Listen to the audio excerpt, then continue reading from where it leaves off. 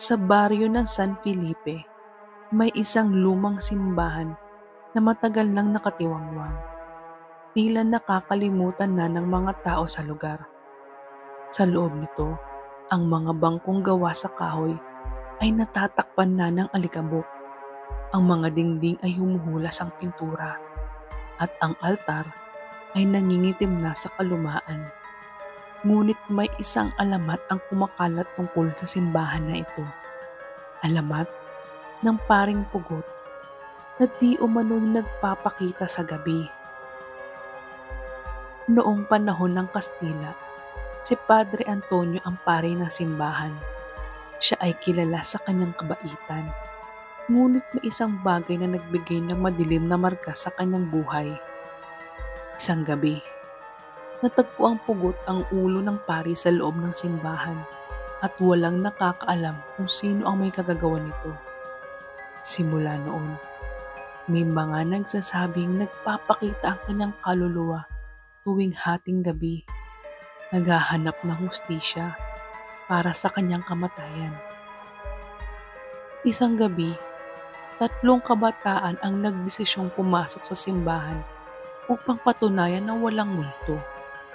May dala silang flashlight at camera.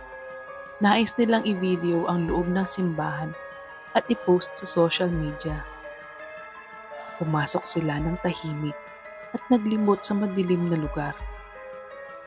Palihim na nagtatawanan upang pawiin ang takot. Habang pinabaybay nila ang loob ng simbahan, naramdaman nilang bigla lumamig ang hangin.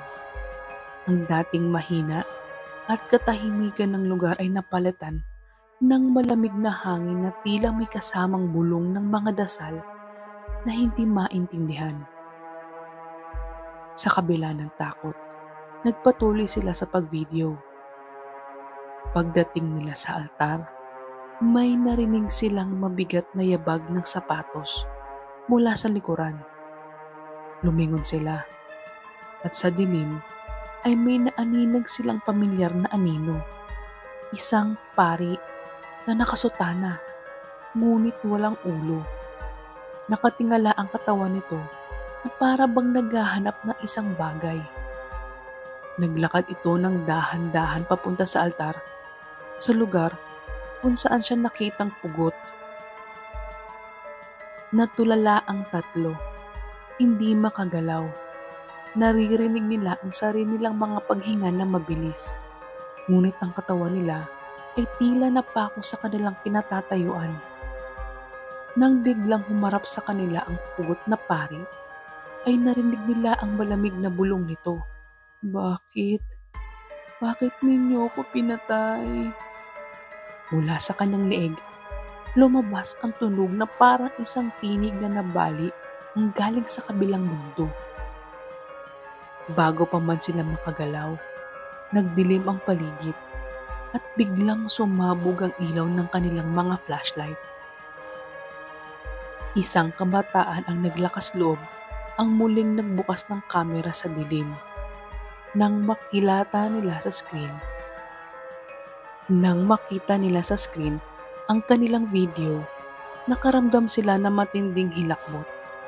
Sa likod nila, kitang-kita ang paring pugot na nakatitig sa kanila. Ang kanyang kamay ay nakaabot na parang naghahabol. Hindi na nila kinayang magpatuloy at tumakbo palabas ng simbahan. Sa pagmamadali, nabitiwan nila ang kanilang kamera. Ngunit wala na silang panahon para kunin pa ito. Takot na takot sila na baka abutan sila ng paring pugot. Kinabukasan, ang isa sa kanila ay naglakas loob na bumalik sa simbahan upang kunin ang kanilang iniwang gamit. Ngunit laking gulat niya nang makita niyang nawala na ang kamera at wala na ang bakas ng kanilang mga yapak sa sahig ng simbahan. Para bang wala silang anumang bakas na naiwan.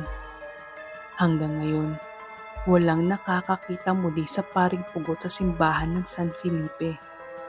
Ngunit nananatili ang alamat sa tuwing may maglalakas loob na pumasok sa simbahan sa hating gabi. Sinasabing may maririnig na mabigat na yabag at malamig na tinig na nagmumula sa altar. Nagtatanong, bakit?